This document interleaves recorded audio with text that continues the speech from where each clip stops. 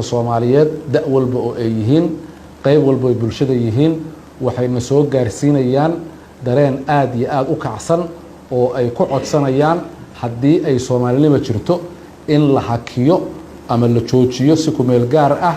jaadka ka soo galaya dalalka dariska ah gaar ahaan dalka Kenya oo jaad aad iyo aad u fara badan ka soo galo oo uu saameeyay caabuqan la yiraahdo coronavirus arrinkaas waxaan ka codsanaynaa waxaan ku baraarujinaynaa waxaan ku dhiirigelinaynaa xukuumadda sharafta leh iyo madaxweynaha qaranka in ay tallaabo degdeg ah ka qaadaan oo ay ugu yaraan hakiyaan ilaa iyo inta arrinkan baaris dhab lagu samaynayo